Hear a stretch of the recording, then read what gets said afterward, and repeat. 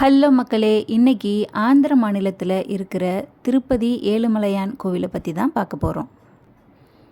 இந்த கோவிலை வெங்கடேஸ்வரர் கோயில்னும் சொல்கிறாங்க. கலியுக தெய்வமாக போற்றப்படும் வைணவ ஸ்தலம் இது. இந்த கோவிலோட வரலாறு மற்றும் புராண கதைகள் பார்த்தோன்னா மூலவர் அதாவது அந்த மெயினான சுவாமி வச்சிருக்கிறது பெருமாள் திருவேங்கடமுடையான், வெங்கடாச்சலபதி, சீனிவாசன், பாலாஜி இப்படின்னு நிறைய பேர்களால் அழைக்கிறாங்க. கலியுகத்தோட துன்பங்கள்லேருந்து மக்களை காக்க பெருமாள் வைகுண்டத்தை விட்டு பூலோகத்திற்கு வந்து தங்கிய இடம் தான் திருப்பதின்னு சொல்லப்படுது. திருமால் வராக அவதாரத்தில் பூமியை காப்பாற்றி இந்த மலையில் உட்கார்ந்ததாகவும், பின்னர் சீனிவாசனாக அவதரித்து பத்மாவதி அப்படிங்கிறவங்கள திருமணம் செஞ்சுக்கிட்டதாகவும் சொல்லப்படுது. ஆழ்வார்களோட காலம் 108 வைணவ திவ்ய தேசங்களில் திருவரங்கத்திற்கு அடுத்தா 2ஆம் இடத்துல வைத்து போற்றப்படுற இக்கோயில் தான் ஆழ்வார்களால் மங்களாசனம் செய்யப்பட்ட பெருமைக்குரியது. இந்த கோயிலோட மலை அமைப்பு பார்த்திங்கன்னா சேஷாச்சலம் அல்லது வேங்கடமலை அப்படின்னு அழைக்கப்படுற 7 மலைகளோட 7வது சிகரத்தில் தான் இந்த கோயில் அமைக்கப்பட்டிருக்கு. கிபி 12ஆம் நூற்றாண்டில் புகழ்பெற்ற வைணவ ஆச்சாரியரான ஸ்ரீ ராமானுஜர் மூலவர் திருமாலை அப்படிங்கிறத உறுதி செஞ்சார் 12ஆம் நூற்றாண்டில்.